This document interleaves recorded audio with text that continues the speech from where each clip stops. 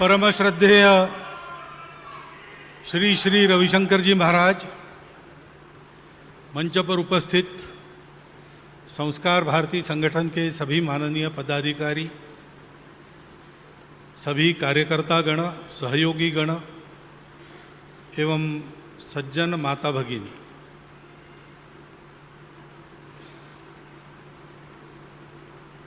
कला साधक संगम में कलाओं का प्रदर्शन हुआ। कला आनंद उत्पन्न करती है, उल्लास उत्पन्न करती है। रसिकता से उन सब कार्यक्रमों का हमने अवलोकन किया। जहाँ ताली बजानी थी वहाँ बजाई। कभी हम अवधान देना चूक गए तो ये बताया भी गया कि जोर से तालियां बजाइए, वैसा भी हमने किया। स्वाभाविक अभी 22 तारीख को रामलला अयोध्या में आ गए तो उसके परिणाम स्वरूप यदा कदा अवसर मिलते ही जय श्री राम का नारा हो गया। 4 दिन में क्या क्या हुआ उसका वृत्त तो हमने सुना ही है। बहुत उत्साह था, बहुत आनंद था, बहुत जोश था, होना भी चाहिए। समापन का एक सत्र ऐसा होता है जिसमें जोश को अपने हृदय में बंद करके होश की बात करनी पड़ती है। इसलिए अभी आपको ताली बजाने के लिए मैं नहीं कह रहा हूं, आप मत बजाइए। अभी सुनिए शांतता से। संस्कार भारती संगठन मैं मानता हूं कि अब एक स्थिति में आ गया है। उसका एक स्थान कला जगत में भी बन गया है, उसका अपना सामर्थ्य भी बना है। उस सामर्थ्य के आधार पर आगे बढ़ना है तो हमको आगे का विचार करना पड़ेगा। आगे का विचार कोई नया विचार होता नहीं है, क्योंकि कार्य प्रारंभ करते समय उसके पीछे कुछ उद्देश्य होता है। कार्य की वृद्धि के चरण अनेक होते हैं, लेकिन कार्य की वृद्धि की दिशा नहीं बदलती, कार्य का गंतव्य नहीं बदलता। और इसलिए अगला विचार यानी नया विचार ऐसा नहीं है। तो कार्य प्रारंभ होने के पहले विचार तो सारा हुआ, परंतु पूरा बताया गया होगा ही ऐसा नहीं है। जैसे संघ के काम में हम देखते हैं, 1925 में संघ की स्थापना हुई, उसके 5 वर्ष पहले डॉक्टर हेडगेवार नागपुर में जो कांग्रेस का अधिवेशन हुआ उसकी व्यवस्था के प्रमुख थे। गांधी जी अधिवेशन की अध्यक्षता कर रहे थे। डॉक्टर हेडगेवार उस समय विदर्भ प्रांत कांग्रेस के सदस्य भी थे। तो विषय नियामक समिति में प्रस्ताव क्या होने चाहिए इसकी चर्चा में उनका मत भी लिया ही जाता था। तो उन्होंने 2 प्रस्ताव दिए थे, दोनों माने नहीं गए रखने के लिए, परंतु वो उस समय कांग्रेस की जो विचारधारा थी उसके बिल्कुल अनुरूप थे। गांधी जी अध्यक्ष थे। पहला प्रस्ताव डॉक्टर साहब का था कि संपूर्ण गौवंश हत्या बंदी के लिए कांग्रेस ने काम करना चाहिए, और दूसरा था कि संपूर्ण स्वातंत्र्य ये ध्येय कांग्रेस ने घोषित करना चाहिए। तब तक किया नहीं था, करना तो था ही। लोकमान्य तिलक जी, लोकमान्य महात्मा गांधी जी, ये सब मन में यही रख के काम कर रहे थे। लोकमान्य तिलक जी ने कहा कि जितना मिलता है उतना लेना और अगले के लिए लड़ाई करना। स्वराज्य मेरा जन्मसिद्ध अधिकार है। तो मन में था ऐसा नहीं था, ऐसा नहीं है, मन में तो था ही, परंतु उचित समय पर उचित बात करना। तो उचित समय कौन सा, इसके बारे में मतभेद हो सकते हैं। जो तरुण वर्ग कांग्रेस में था, सुभाष बाबू थे, जवाहरलाल जी थे, ये सब उस समय के तरुण थे कांग्रेस में। डॉक्टर हेडगेवार के समकक्ष आयु के थे। तो कलकत्ता कांग्रेस के इसमें भी उन्होंने वो आग्रह रखा था, लेकिन 1920 में, उसके बहुत पहले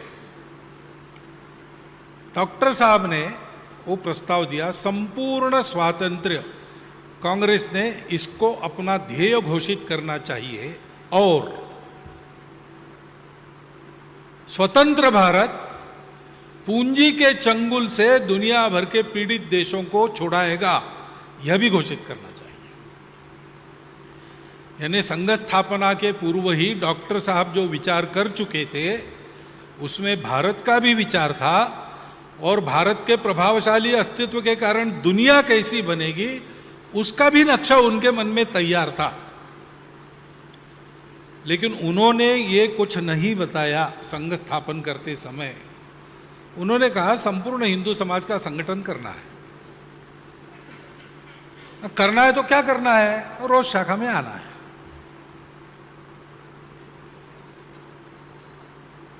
मोरोपंत पिंगले हमारे एक ज्येष्ठ कार्यकर्ता थे, राम जन्मभूमि आंदोलन के नीतिकार वही थे।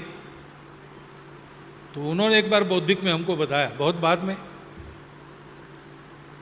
कि हमको अगर शाखा में जाते समय पता होता कि ये सब करना है तो शायद उसी समय हम शाखा में जाना बंद कर देते। डॉक्टर साहब ने वो बताया नहीं, एक एक बात धीरे धीरे चलती आई। जैसे जैसे शक्ति बढ़ी, करने की ताकत आई, तब बताया गया कि अब ये करना है। क्योंकि ताकत नहीं है और बड़ी बात करना, इसका कोई अर्थ नहीं होता। तत्वपंजी इस प्रोसेस को, इस प्रक्रिया को प्रोग्रेसिव अनफोल्डमेंट, क्रमिक उद्घाटन ऐसा कहते हैं। मुझे लगता है कि संस्कार भारती संगठन के जीवन में अब इतना सामर्थ्य हमारे पास आ गया है, हमारा कुछ स्थान बन गया है, तो हमने जो एक लंबा विचार सोचा है, दूर की गोटी का विचार हम कर रहे हैं, उसके अगले चरण में हमको जाना है। वो अगला चरण क्या है, इसको सोचना चाहिए। संस्कार भारती कला क्षेत्र में सबसे प्रमुख संगठन बनेगा ही, क्योंकि सदा सर्वदा हम विस्तार की बात करते ही है और प्रामाणिकता से कला संस्कृति को साधन मान के देश हित में और संपूर्ण समाज को जोड़ने के लिए हम काम कर रहे हैं, तो हम आगे बढ़ेंगे और हम प्रमुख बनेंगे। इसके लिए अलग कुछ सोचने की आवश्यकता नहीं। परंतु बड़ा क्यों बनना है, प्रमुख क्यों बनना है?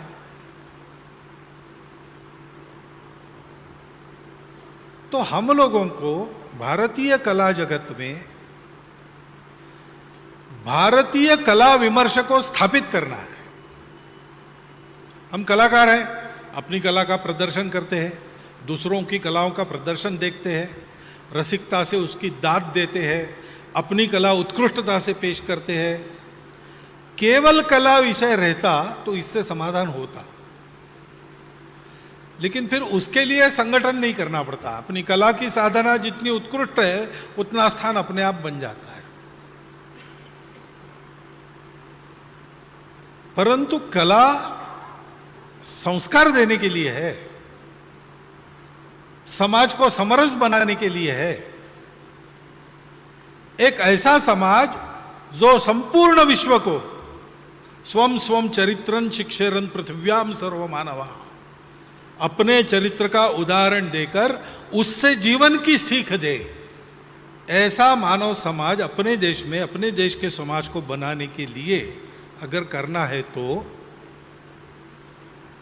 ये कला जगत में कुछ कलाकारों का काम होने से नहीं होगा। संपूर्ण कला जगत का ये काम है। संपूर्ण कला जगत उसका और प्रवृत्त होना है। आज की स्थिति ये नहीं है। कला का ये रोल है, ये भूमिका है सामाजिक जीवन में। इस भावना से सब कलाकार कला की साधना नहीं करते। हम लोग कर रहे हैं, संस्कार भारती के संपर्क में आए, उन्होंने हमको विचार दिया है। हमारे संपर्क में नहीं आए लेकिन विचार यही है। ऐसे भी बहुत सारे कलाकार हैं, लेकिन एक बहुत बड़ा कलाकारों का वर्ग है कि वो प्रामाणिकता से साधना तो करता है, परंतु ये मेरी केवल वैयक्तिक साधना नहीं है। हमारे यहां हर साधना वो स्वकर्म कुसुमों की माला ईश्वरार्पित करने के लिए होती है। ईश्वर की पूजा कैसे करना? तो अपने सुकर्मों की माला, पुष्पों की माला बनाकर उसको भगवान को अर्पित करना। और भगवान अणुरेणु में भी है और विस्तीर्ण खगोल में भी है, सब जगह भगवान है, सभी भगवान है। इसलिए हमारे यहां अच्छे अच्छे गायक, नामवर गायक, वो अपनी प्रस्तुति के बाद श्रोतृ वृंद को झुककर नमस्कार करते हैं।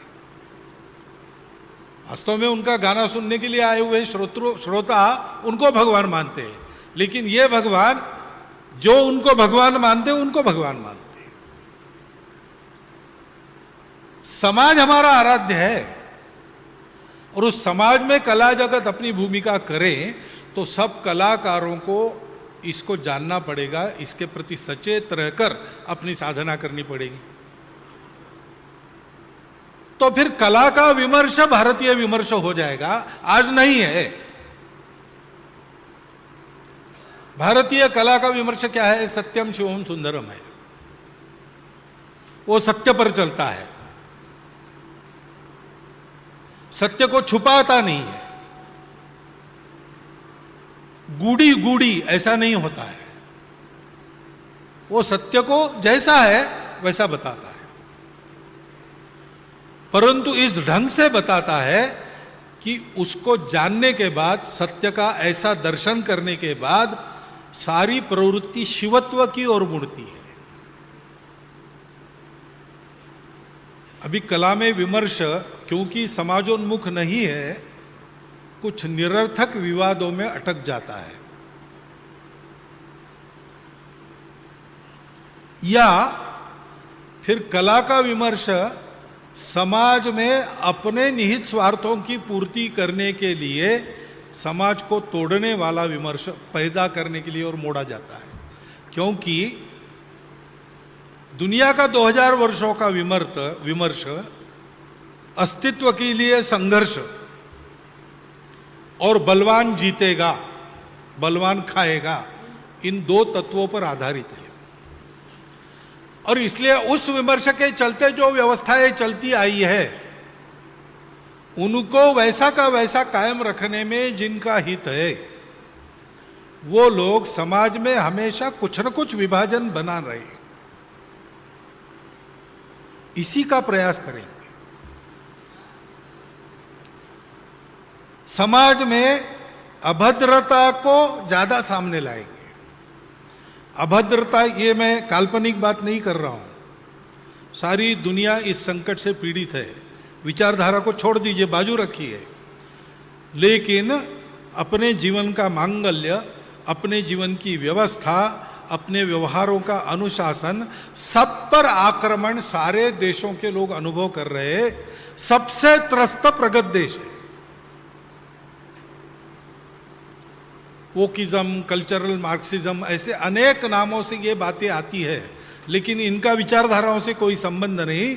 मुट्ठी भर लोगों के अपने स्वार्थ के लिए एक तत्व नहीं, झूठा शब्द जंजाल खड़ा करके उसके माध्यम से सारे देशों को विघटित रखना और अपना उल्लू सीधा करना, उनको अपने प्रभुत्व में सदैव रखना। एक बड़ी कहानी दुनिया में चल रही है, उस पर पुस्तकें लिखी जा रही है।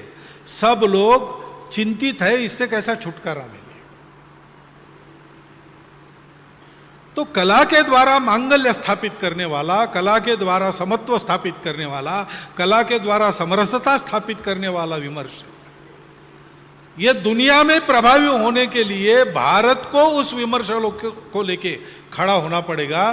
क्योंकि इस विमर्श के पीछे जो सत्य है, सर्वम खलु इदम ब्रह्मम, कोई भेद करने की आवश्यकता नहीं। मातृवत परदारेषु परद्रव्येषु लोष्ठवत आत्मवत सर्वभूतेषु।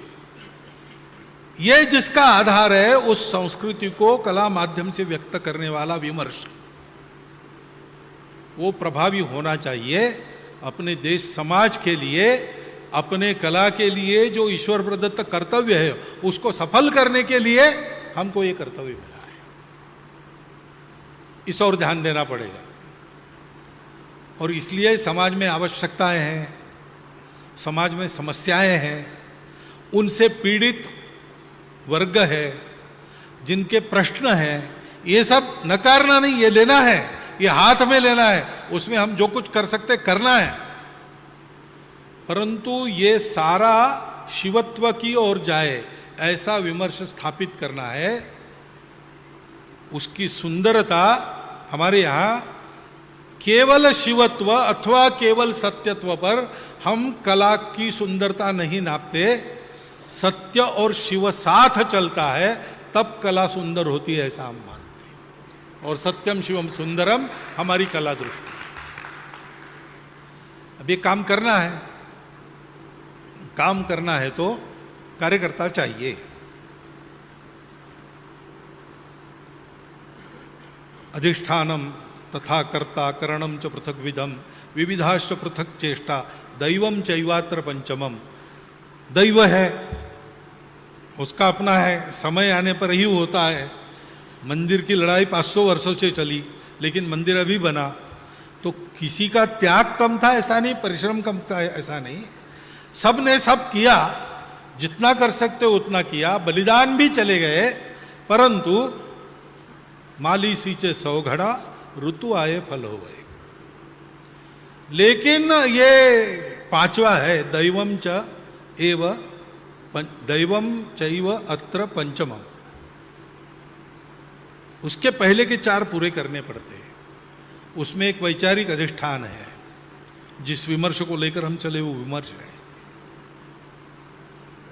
दूसरा कार्यपद्धति है।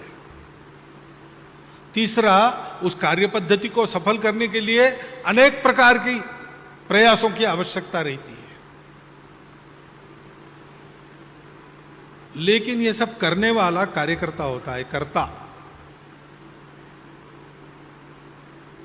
चूहों का पार्लियामेंट आकस्मिक मिल गया, बुलाया गया। क्यों? बिल्ली नाम का एक प्राणी है, वो हमको मार मार के खा रहा है। दूसरे नहीं थे उस समय, चूहे ही थे, और चूहे के कारण दुनिया त्रस्त हो गई। तो ब्रह्मा जी ने बिल्ली को बनाकर भेज दिया। तो बिल्ली दौड़े, और क्या, चूहे इतने सारे और बिल्ली एक, तो उसका तो रोज दिवाली दशहरा होने लगा। एक पंजा घुमाया, 4-5 चूहे पकड़ में आ गए, मार के खा लिया। और चूहों का प्राण संकट, तो पार्लियामेंट बुलाया गया। सब प्रकार के चूहे आ गए, बड़े बड़े भाषण हुए, और उस मंथन में से उपाय निकला, बिल्ली के गले में एक घंटी बांधी जानी चाहिए। प्रस्ताव पास हुआ एक मत से, और बहुत आनंद हुआ संसद में बैठे लोगों को कि एक काम की बात तो हमने कर ली, हमने उपाय खोज लिया। और जाने लगे तो प्रेक्षक दीर्घा से एक बूढ़ा उतर आया गेट के सामने, हाथ फैलाकर। उस चूहे ने, बूढ़े चूहे ने सबको रोका और कहा कि बहुत अच्छा काम आपने किया है, इतिहास में सुवर्णाक्षरों में लिखा जाएगा। एक छोटी सी त्रुटि, उसको ठीक कर लीजिए। तो बोले क्या? तो बोले घंटी बांधने वाले का नाम भी अभी निश्चित कर लीजिए। वो निश्चित हुआ नहीं, सब ने सबब बताई। और इसलिए मीडिया में इतनी कपोल कल्पित खबरें छपती है आजकल, लेकिन कभी बिल्ली के गले में चूहों ने घंटी बांधी ऐसी खबर नहीं छपी है। क्योंकि करने वाला निश्चित नहीं है, तो काम कैसे होगा? तो हमको कार्यकर्ता बनना है। कार्य जब हम करते तो बहुत सी बातें होती हैं। श्री राम ने लंका पर विजय प्राप्त किया, इतना बड़ा रणसंग्राम हुआ, उसके बाद विजय प्राप्त हुआ। विजय प्राप्त करने के बाद वानर वीरों सहित अयोध्या लौटे पुष्पक विमान में, और फिर सबका अभिनंदन हुआ। किसी को कुछ दिया, किसी को कुछ दिया, नाम पुकार पुकार के कितना बड़ा समारंभ था। और सब मस्त थे, एक तो विजय की मस्ती, दूसरा अभिनंदन की मस्ती। सबका उसमें ध्यान था। लेकिन हनुमान जी कहीं नहीं थे, हनुमान जी कहीं दिखे नहीं। सीता जी ने खुजवाया, बुलाया, हनुमान जी को कुछ देना चाहिए, अपने गले की माला दी। उन्होंने एक एक मोती तोड़कर देखना प्रारंभ किया। लोगों ने पूछा तो कहा कि देखिए, मोतियों के लिए मैंने काम नहीं किया है, मोती वगैरह है, ये होना ही है, और इसको हम वर्ज्य भी नहीं मानते, ये है लोकरीति है, वैसे होगा। परंतु कार्यकर्ता का ध्यान उधर नहीं रहता। वो देख लेंगे मोती मिले उसमें राम है कि नहीं। उधर उनके हृदय में राम बसा था, उन्होंने बाद में दिखा दिया। विद्यावान गुणी अति चातुर, परंतु राम काज करीबे को आतुर। तो कार्यकर्ता का ध्यान कार्य की ओर होता है, फोटो की ओर नहीं होता है। आजकल आदत है, फैशन है, और हम कला साधक है। कला में प्रस्तुति, दिखावा होना ही चाहिए। शो कैसे करना, उसकी अच्छी स्मृतियां फोटो के रूप में संजोनी चाहिए, वो भी एक कला है। ये सब होना चाहिए, ये बात ठीक है। लेकिन कार्यकर्ता के लिए उसकी एक मर्यादा है। उसका ध्यान केवल कार्य की ओर रहता है। कार्यकर्ता जो कार्य करता है वो कार्यकर्ता है। ऐसा कार्यकर्ता हमको बनना पड़ेगा। कला साधक है, कला एक प्रतिभा है, ईश्वर की देन है, वो हमारे पास है, हम उसकी प्रस्तुति करते हैं, उसकी स्तुति भी होती है, होनी भी चाहिए। लेकिन वो स्तुति कानों तक है, ठीक है, आंखों तक है, ठीक है, उसके अंदर न चली जाए और सर में न घुस जाए। ये सबको प्रयास करना पड़ता है। आप तो कलाकार है, समाज में कार्यक्रम करते हैं, हमारे यहाँ घोष होता है, बैंड होता है, तो संघ के काम का जितना वादन है उतना हम सिखाते हैं। लेकिन वहाँ भी हम देखते हैं कि मुझे 5 रचना आती है कि 12 रचना आती है, इस पर थोड़ी सी एक एक की ऐठ बन सकती है, बनने दी तो। इसलिए हम एक वाद्य हो गया, उसका प्रवीण हो गया कि उसका वाद्य बदलते हैं। अब ये सारी बाधाएं होती है और गुणवानों के लिए विशेष होती है। मैं आपको इसलिए बता रहा हूं, सभी मनुष्य इसके लिए और वो अहंकार के लिए बिल्कुल योग्य है, लेकिन अहंकार सबको छोड़ देता है, गुणवानों को पकड़ता है।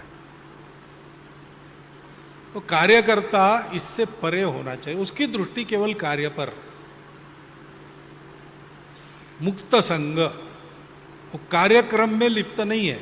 आवश्यक है वो कार्यक्रम करता है, जब तक करना है तब तक करता है। आवश्यकता समाप्त हुई, काम समाप्त। फिर कार्यक्रम जिसको काम मिला वो कर देखेगा। मुझे जो काम मिला है उसका कार्यक्रम मैं देखूंगा। इसके लिए अनामवादी होना पड़ता है। मैं और मेरा नहीं, संस्कार भारती जो तय करती है वो। स्थान, मान, प्रतिष्ठा, इसकी कोई अपेक्षा नहीं। संगठन के लिए वो स्थान, मान, प्रतिष्ठा ग्रहण करनी पड़े तो वो भी करूंगा, लेकिन मैं उससे अलग हूं। मैं उससे अलग हूं। ये करना पड़ता है, संगठन ने जहां बिठाया है वहां पर ये होना अनिवार्य है, और उसको सहन करना मुझे अनिवार्य है, तो मैं सहन कर रहा हूं। लेकिन मैं इसमें नहीं हूं। मुझे वो मोती नहीं चाहिए, मुझे राम से काम है। ऐसा जब व्यक्ति होता है तो वो कार्य करता होता है, और कार्य में बाधा रहती है। कार्य में हमेशा हर कार्य में सफलता मिलती, ऐसा नहीं है। हर बार कार्य घुस के करने की परिस्थिति रहती, ऐसा भी नहीं है। अपनी वीरता बताने का जिसको शौक रहता है, वो जहां घुस के नहीं करना है वहां भी घुस जाता है। या किसी कारण वीरता एक प्रतिष्ठा है, वो प्रतिष्ठा बन जाती है, तो झुकेंगे नहीं, टूट जाएंगे लेकिन झुकेंगे नहीं। इसका भी एक वजन है, इसका भी एक आदर्श है, वो भी एक अनुकरणीय बात है, परंतु कब कार्य उससे यशस्वी होता है। तो शिवाजी महाराज को जब लगा कि स्वराज्य की विजय होने के लिए पीठ दिखाकर भाग जाना आवश्यक है, तो उन्होंने कोई संकोच किया नहीं। स्वराज्य की रक्षा के लिए औरंगजेब को पत्र लिखना आवश्यक है कि हम तो आपके ही नौकर है, वैसा पत्र लिखने में कोई संकोच उन्होंने किया नहीं। लक्ष्य स्पष्ट था स्वराज्य संस्थापन, लेकिन उसके लिए नीति उस कार्य को यशस्विता की ओर ले जाने वाली नीति, मेरी अपनी प्रतिष्ठा उससे बढ़ती है कि घटती है, इसका विचार उन्होंने किया नहीं। और इस कारण अफजल खान जैसा एक संकट चल के आया तो उनके सूझबूझ में यह आ गया कि मैदान में इससे लड़ना बेकार है, सर्वस्व नाश हो जाएगा, स्वराज्य धरा का धरा रह जाएगा। तो उसको उन्होंने अपने मैदानी इलाके से निकालकर पहाड़ों में, जंगलों में लाया और उसका पूर्ण नाश कर दिया। तब तक बड़ी बदनामी हुई, लोग तरह तरह की बातें कर रहे हैं, उन्होंने सहन की, क्योंकि ये निंदा या स्तुति, इससे मेरा क्या संबंध है।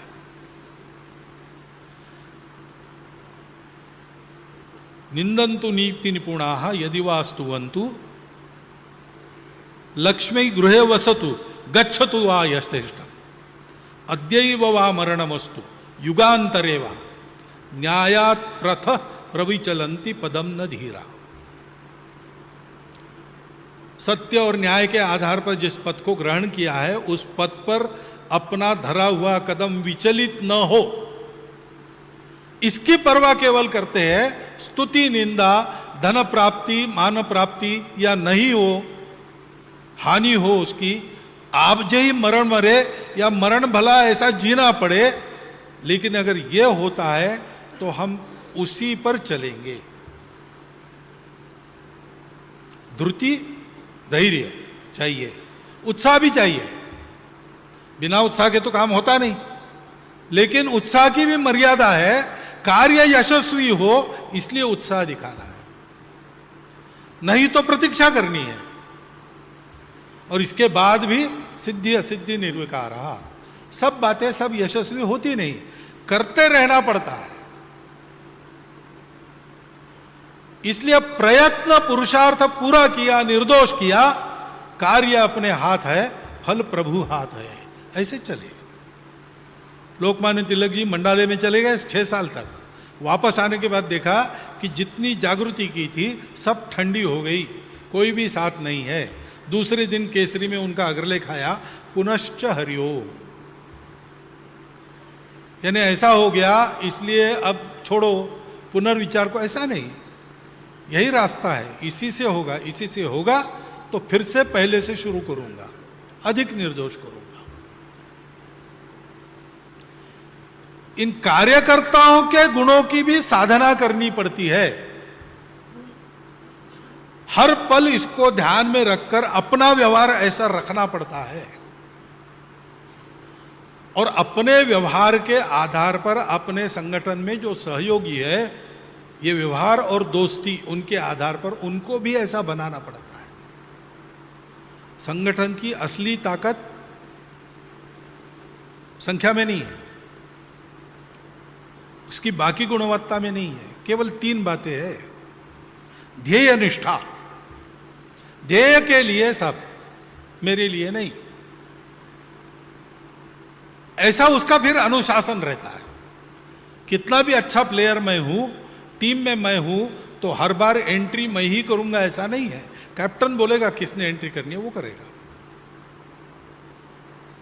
मेरा अनुशासन है, मुझे जो बताया जाएगा मैं मानूंगा। लेकिन ये अनुशासन कैसा है?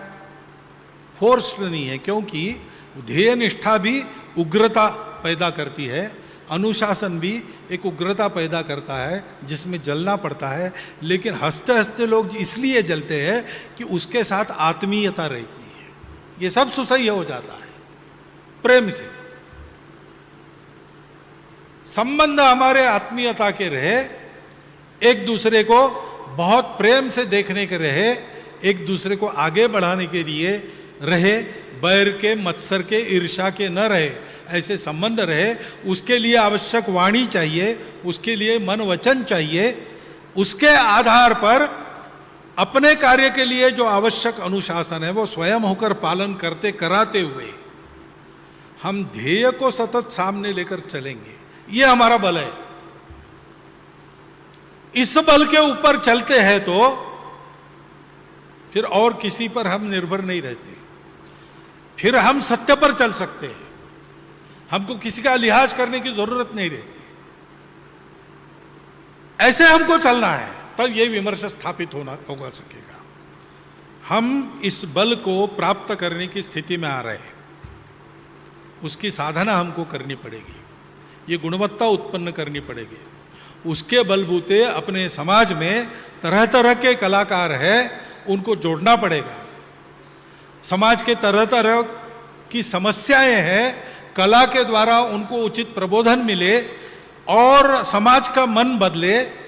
जिनको जगह नहीं उनको जगह मिले, जो अपने थे चले गए उनको वापस लाया जाए। ये सारी बातें होती रहे उस प्रबोधन के बल पर।